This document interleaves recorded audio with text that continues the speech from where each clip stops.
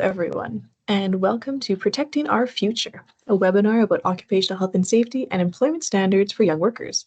As we are well into the start of a new school year, this is the time that many secondary and post-secondary students start part-time jobs or when recent graduates begin their full-time work. This is a great time of year to revisit workplace rules, rights, and responsibilities for young workers and their employers. Workers under 25 are more likely to get injured on the job, and workers who are new to a job are also at a higher risk of injury than our other workers. We've got a few housekeeping things before we begin. So we will have plenty of time at the end of the presentation to answer your questions. You could put your questions into the Q&A by clicking on the Q&A at the top of your webinar screen. Please use this Q&A and not the chat if you have questions. We will be posting some poll questions and sharing some links in the chat. And so if you put your question in the chat, it might get missed with our other information. But we will do our best to look in there to find any questions. We will be recording this presentation so that you can share it with folks who are unable to attend today. And we will also be sending out an email with a list of helpful links and resources after the webinar. Before we begin, I would like to introduce our team. I'm Catherine Lanier. I'm an effective practices consultant with our Occupational Health and Safety Prevention Services area. Our team develops externally facing information resources that enables workers, employers, and other worksite parties to improve their awareness, education, and ability to take positive workplace safety actions. We also have Barry Mullaney. You can see him, his video is on right now. Barry has been with the Government of Alberta for the past 23 years in various roles, including career development, income support, and advising foreign nationals of their rights and responsibilities while working in Alberta. In his current role, Barry works as a partnership and outreach consultant for Employment Standards Education, Outreach, and Partnerships Branch, where he develops and delivers programs to promote employment standards in workplaces and understanding of the Employment Standards Code. We also have a couple colleagues who will be working in the background to facilitate the question and answer period at the end and posting some things in the chat.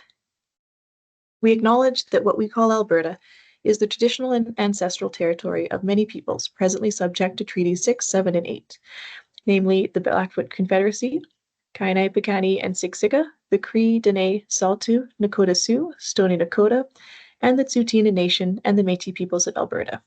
This includes the Métis settlements and the 6 regions of the Métis Nation of Alberta within the historical Northwest Métis homeland. We acknowledge the many First Nations, Métis, and Inuit who have lived in and cared for these lands for generations. We are grateful for the traditional knowledge keepers and elders who are still with us today and those who have gone before us. We make this acknowledgement as an act of reconciliation and gratitude to those whose territory we reside on, play on, or are visiting. And thank you all for taking time for your busy schedules to join us here today. Begin a quick disclaimer that in the event that there's any discrepancy between the information that I or Barry present and the Alberta Occupational Health and Safety or Employment Standards legislation, the legislation is always considered correct.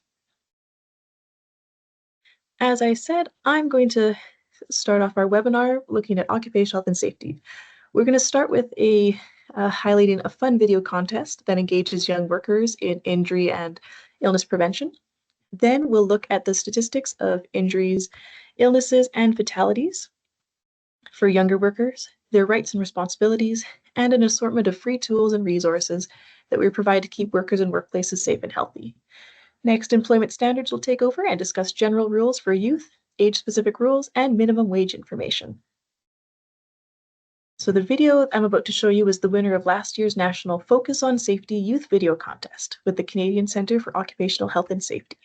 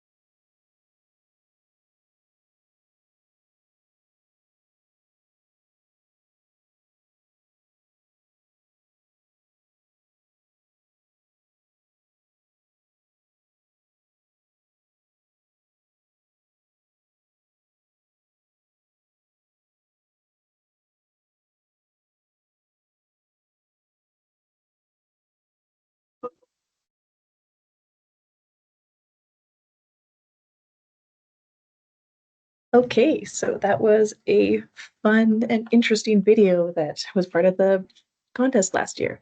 All all Alberta students enrolled in a high school course aged 14 to 18 years are welcome to participate in this year's video contest that is run through Careers. The winner gets to advance to the national contest. You can see other finalists on the CCOHS YouTube channel, and the contest is now open for entries. And I can see we've got a link shared in the chat where you can go and find more information on that video. Now we'll look at the risks facing young workers by reviewing data on illnesses, injuries, and fatalities in Alberta in 2022. This information is from Workers' Compensation Board claims data, analyzed and published in our Workplace Injury, Illness, and Fatality Statistics. 2022 is the most recent year that we have published data. Also to note that claim costs and counts may increase as claims are fully processed. We typically use injury rates instead of the total numbers of injuries to compare our statistics. This better accounts for the number of workers, whether they're working full-time or casual. For example, on the left-hand side, you can see that if one worker at a workplace of 10 full-time workers was injured, the injury rate would be 10 per 100 person years. Whereas on the right-hand side, if there was 50 full-time workers, it would be 2 per 100 person years. The injury rate can be interpreted as a worker's risk of injury or illness if they worked during a one-year period. This chart shows how the injury claim rates differ by worker age group and gender, excluding COVID-19 claims. You can see that young male workers had the highest adjusted claim rate. Although young workers only make up 13% of the labor force, they make up 15% of all of our claims. Image shows claim rates by the type of workplace incident that contributed to the claim. The darker color indicates a higher rate. You can see that bodily reaction or exertion was the incident type with the highest claim rate for young workers. This includes things such as repetitive movement, static postures, and other issues. You can also see that some categories are higher for young workers than other age groups, such as contact with object or equipment, exposure to extreme temperature, and struck by or against object. This chart is similar to the previous one, but it shows the type of injury.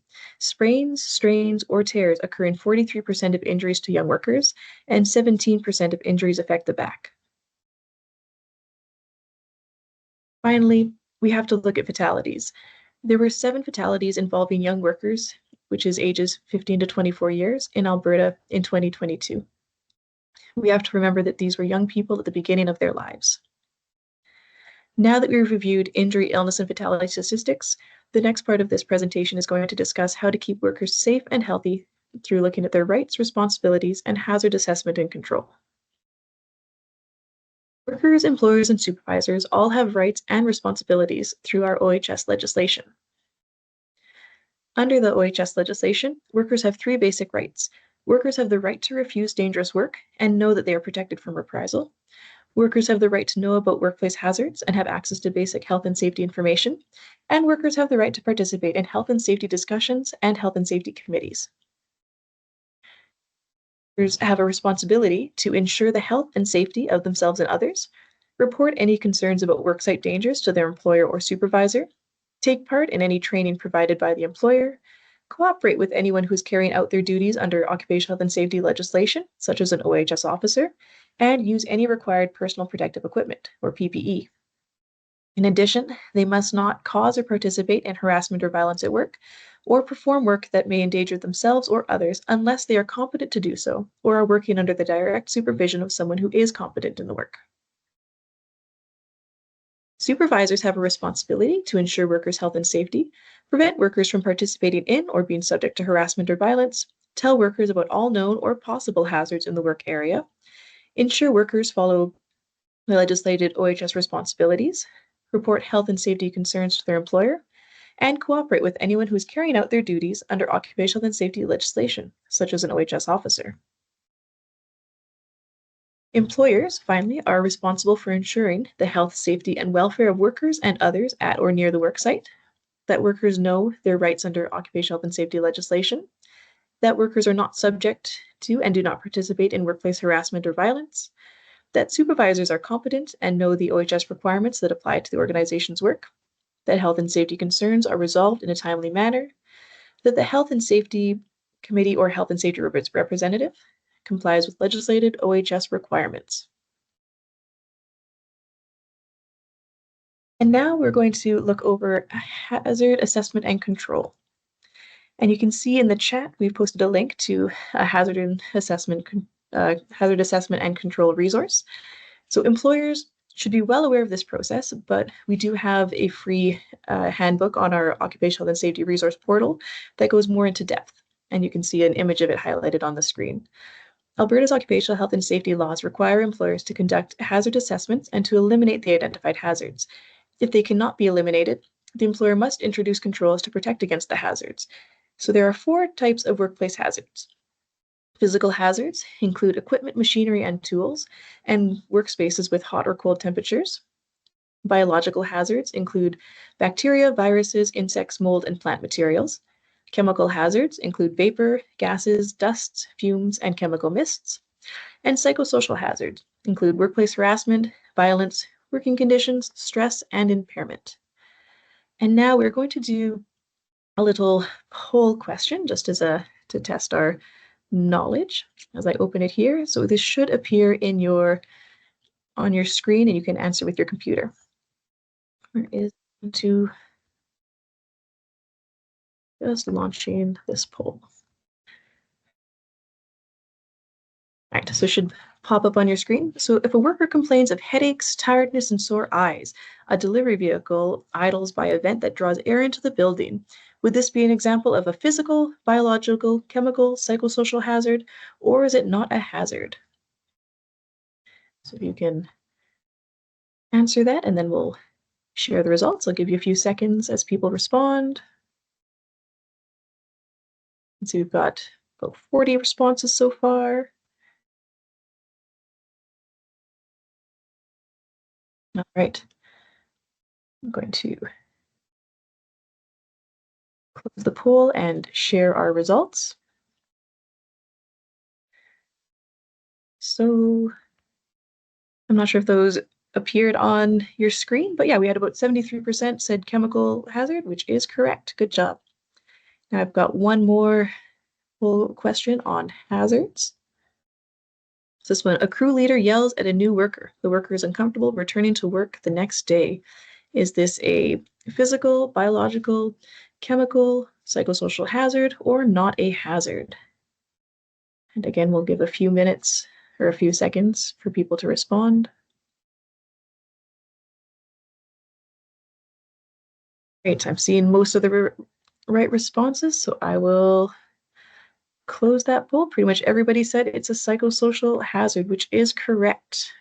Good job. All right, moving on. So quick bit of hazard controls. You must remove the hazard if reasonably practicable. This is called elimination.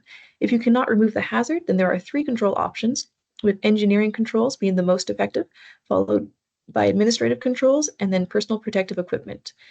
Engineering controls isolate people from the hazard. This controls the hazard at its source. Examples could include installing physical barriers to protect those working alone, using equipment guards, using a forklift to lift heavy loads, or ensuring proper ventilation. Administrative controls change the way that people work. This could include developing safe work practices and procedures, providing training and supervision for workers, limiting exposure time by rotating jobs, or displaying warning signs. Finally, personal protective equipment is worn by the worker to protect them.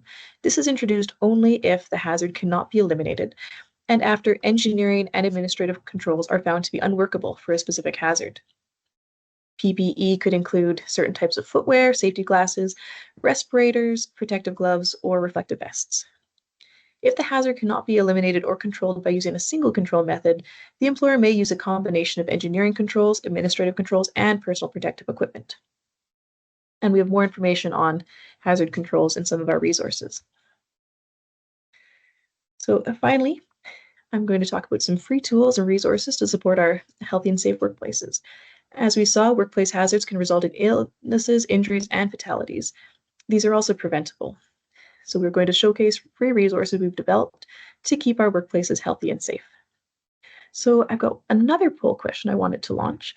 I'll be talking about the OHS resource portal, and then later our employment standards colleagues are going to talk about the Employment Standards Education and Resources website. So as a question, and you can select multiple answers or none, have you seen have you seen or used either of these portals or websites before, or neither?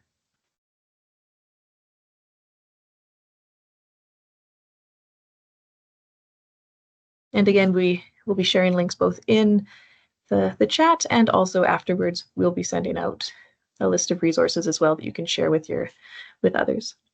All right, we've got about 60 responses. So I will close this poll and keep going. So it looks about half of our respondents have seen the OHS resource portal, about 30% have seen the Employment Standards website, and 20% have seen neither. And that's all right. That's what we're here for today. So I've highlighted a few of our resources that we have from the OHS resource portal.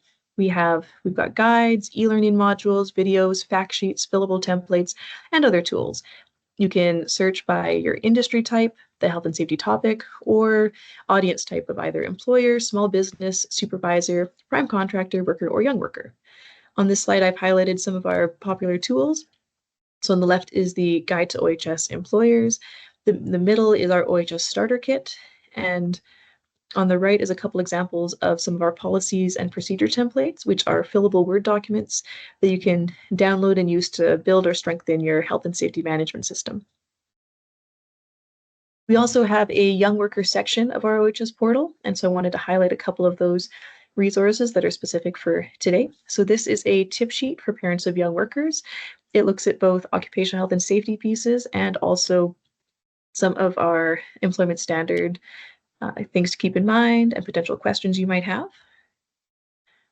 So I have a tip sheet for employers of young workers. And finally, we have a couple pieces of information that are specific to the young workers. So the first is this Young Workers Guide to Safety and Employment Rules.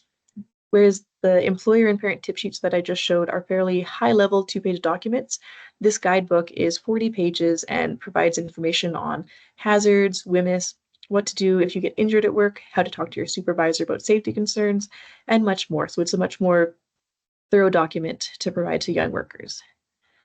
And we also, to supplement the guidebook, we have these Take Charge cards, which are designed to fold up to make a wallet-sized handy reference for your young workers to keep with them at work. You can find all of these resources and more on our OHS resource portal. You can download them right from there, or you can actually order physical copies of these resources to be sent to your home. And there are no purchase fees or shipping charges for OHS resource portal orders. The OHS resource portal also has tools available in other languages, including Ukrainian, French, Arabic, simplified Chinese, traditional Chinese, Punjabi, and Spanish. The young worker-specific resources are currently only available in English and French, but on this slide, I've pictured our Worker's Guide to OHS, which is available in these different languages, and would provide a good overview if you have young workers who are more proficient in a language other than English. I have one final poll question from my part of the presentation to launch. So question, and you can select multiple buttons if you would like. What resource formats would make it easier for you to take positive OHS actions? So as I said, we've developed a lot of different resources and different styles, and we know that there's lots of different learning styles, and we are always open to feedback on what we can do to support our workers and our employers better. I will give a few more seconds. We've got about 40 responses so far.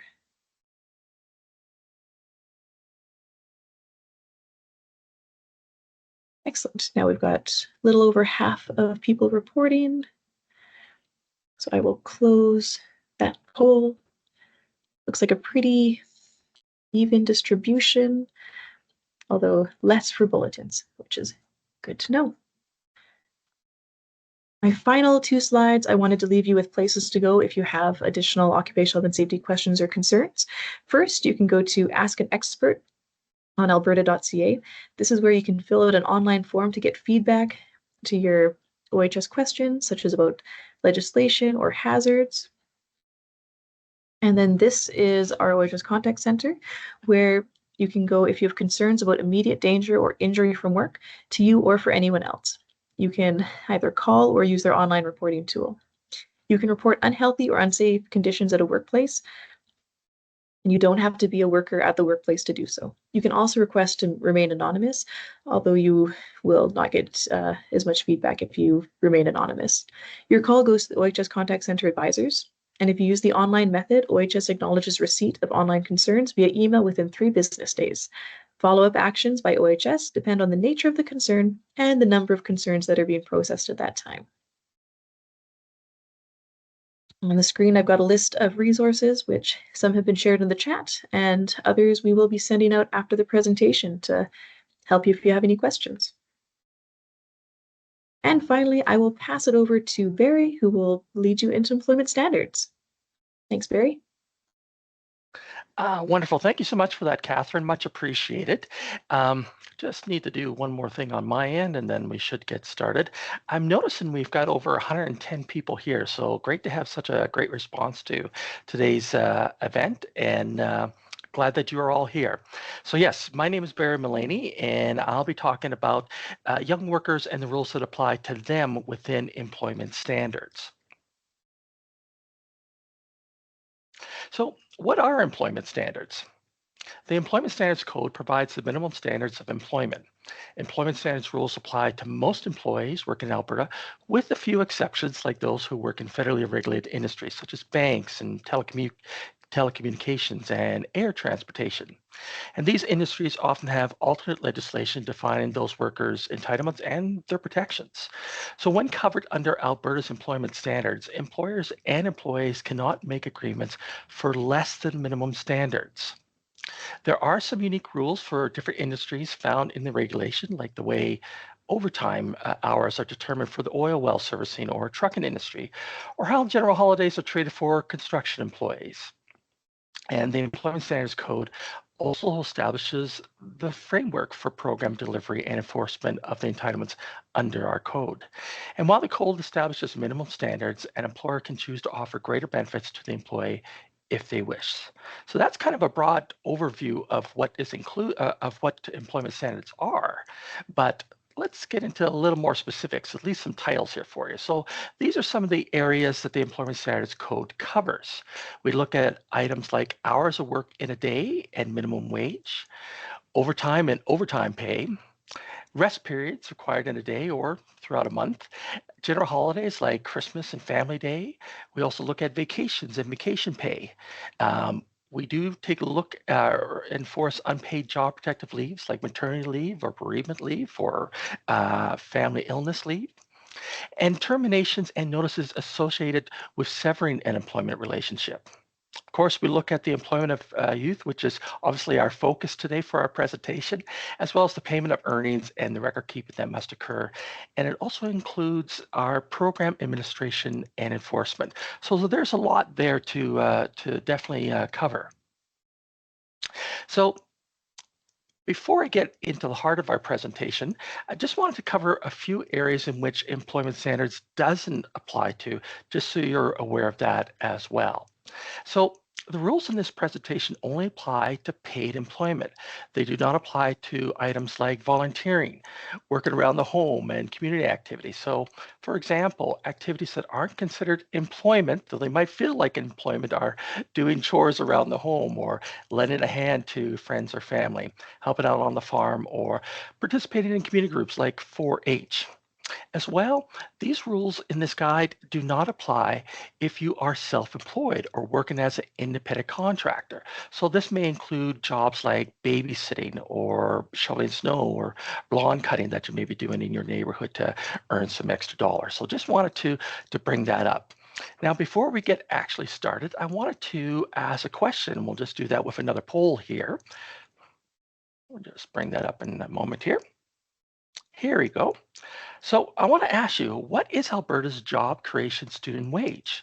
Is it $15 an hour, $13 an hour, $20 an hour, or whatever your employer thinks is reasonable?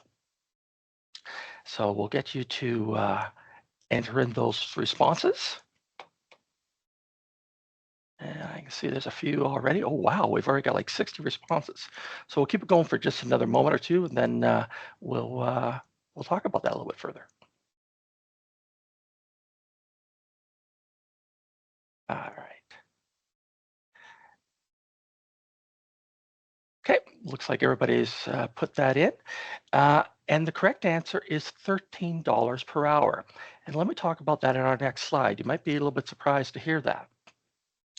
But the job creation student wage only applies to students enrolled in an educational institution and does not apply to youth who are outside of school. So what that means is if you're a student and under the age of 18, an employer can employ you for $13 per hour.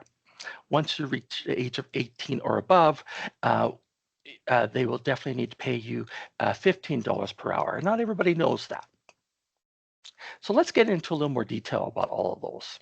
So as I said, once it's determined that a worker is eligible for the job creation student wage, again, a student under 18 years of age, the next variable to look at is whether school is in session or if they're working, say, during a school break.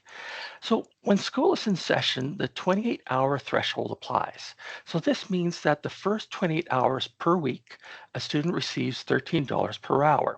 Starting with hour 29 and above, they receive $15 for those extra hours. And again, the first 28 hours are always at the $13 per hour rate. And when a student under 18 is working on a school break, there isn't a threshold. The rate is always at $13 per hour.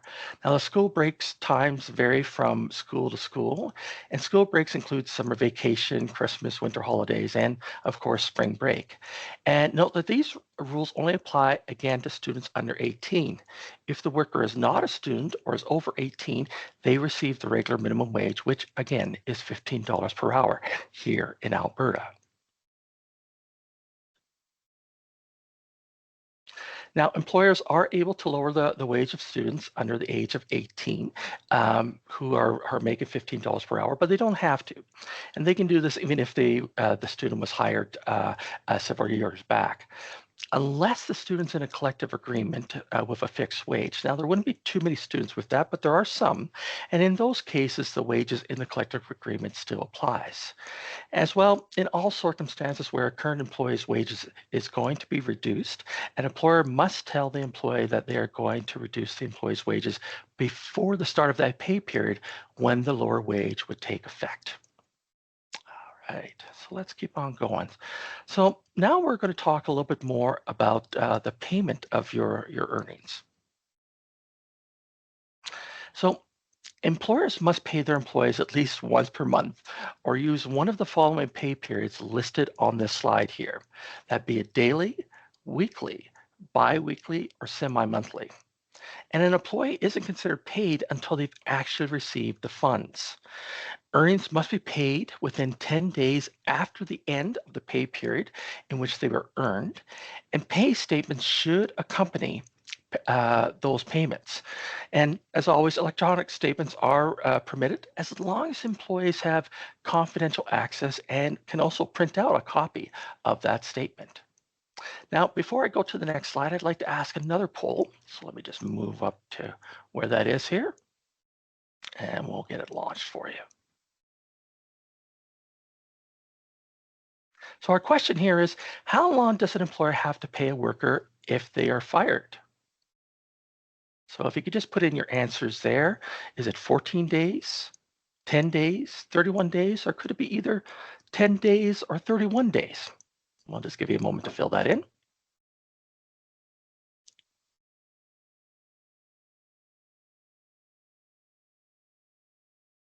All right, we've got 50 responses already. Excellent. We'll leave it open for a little longer for everybody.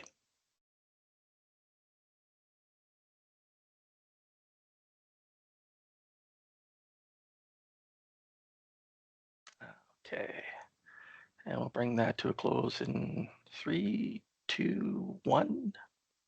Okay. So thank you everybody for responding to that. You should know that employers may choose between two timeframes in which final earnings are to be forwarded to employees. And this is the case whether you're a young worker or over the age of 18. Therefore, employees must receive their final pay within 10 consecutive days after the end of the pay period in which that termination occurred. And what we mean by that is 10 calendar days, not 10 working days, or 31 consecutive days after the last day of employment. So just looking at our poll here, we've got about 20, let's see here now, about 15% said that last one, it could be either 10 or 31 days. And those were correct, but not a lot of people understand that. So we want to make sure that you understood that when it comes to final earnings. So thanks everyone to responding for that poll. Now, individuals who are 12 years of age and under are only permitted to work in artistic endeavors. And artistic endeavors are defined on the slide that you see there. And I'll give you a moment to read it.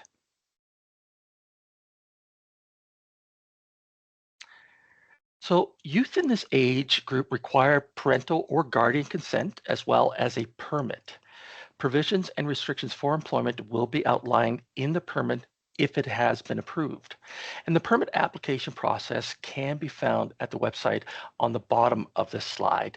And I'm sure our team will put it in the chat for you as well. In fact, I've seen it already. Fantastic.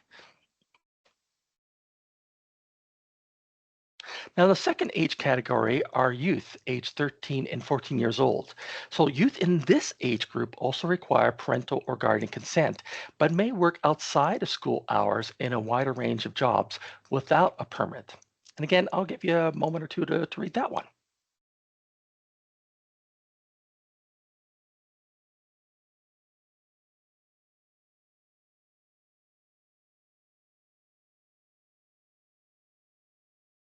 And continuing on, the list of approved jobs for adolescents also includes light janitorial work in offices, tutoring, and coaching, which I know many people do. And the requirement for parental or guardian consent remains for all adolescents, just so we're clear on that. And in addition to the restrictions to the types of jobs while employed, this age group must be in the continuous presence of an adult if they are in a food service position. So additional restrictions on this age group include prohibited shift lengths and times that they can work and cannot. Now, note that a hazard assessment under OHS legislation is required for all employees, including adolescent employees. And as with all employees, the employer has the duty to control or eliminate all hazards in the workplace and warn employees about any hazards that may affect them. Now, youth in our final age category are from ages 15 to 17, and they may work in any type of employment. However, there are some restrictions on the time of day they are permitted to work. So, if working in retail or hospitality, the employee can only work between, pardon me, if working in retail or hospitality, the employee can work between 9 p.m. and 12 a.m only with an adult supervision. They cannot work between 12:01 a.m. and 6 a.m. And just to define it a little bit more, retail includes the sale of any of the following: so any food or beverages, any other commodities, goods, wares, or merchandise, as well as gasoline, diesel fuel, propane, or any other product of petroleum or natural gas. And hospitality includes hotels, motels, or any place that provides overnight accommodation to the public. Employees who are employed in other industries can work at any time during the day. However, if they work again between that 12:01 a.m. and 6 a.m. time period, the employees require parental and guardian consent and must be under adult supervision. So it's true, we've just covered a lot of information for the different youth groups and what they can do and cannot do on the job. If you have a phone there and you would like to take a snap of our youth employment QR code there, please feel free to do so, especially if you didn't get everything written down or wanted to review further the information we've just given you. And that particular QR code will take you to our youth employment page specifically. Um, but we'll just leave that up for you for a moment. And also, we didn't talk about this, but the same rules when it comes to individuals 18 and older also apply to youth for things like, say, overtime, general holiday pay, vacation pay, breaks and termination notice. That is the same all across the board, regardless of what the individual's age is. So, and a person's age is not a factor for any of those items. Okay, so hopefully you got a snap of that there. Now, there are opportunities for employers to apply for additional variances or exemptions not laid out in the Employment Standards Code or regulation. So we're just going to go into this for a little bit. Permits can be given to children to work in specific circumstances. Again, for children 12 years of age or younger, they're only permitted to work in artistic endeavors. And any employer group, or association may apply for a variance or exemption to the Director of Employment Standards or the Minister of Employment and Trade. And an approved application would become the new minimum standard applicable to those parties as named in the variance or exemption. And where the minister may vary any part of the legislation for applicants, the director can only amend specific categories. And we'll just go into a little more detail about that in case there's some employers looking to maybe apply for a variance. Now, you may be asking, well, what is a variance in the first place? A variance allows the Director of Employment Standards or the Minister of Jobs, Economy and Trade to vary the rules that employers or groups of employers must follow. Variances can be applied for at any time by an employer or employer group. And let's take at what a director can do in terms of variances. So an employer bound by Alberta's employment standards may apply for a director's variance, and the director may vary certain categories, which include hours of work confined, notice of work times, rest periods, days of rest, overtime hours, 3-hour minimum, extension of the averaging period, or for an averaging arrangement. Now let's take a look at ministerial variances and exemptions. And again, any employer who's bound under Alberta's employment standards may apply for a ministerial variance. Now, a request for a ministerial order may be made in respect to any part of the code or regulation and is not limited in scope to the ones that I mentioned a little bit earlier for directors. Now, more information for ministerial variances and exemptions and how to apply for one can be found on the Employment Standards website.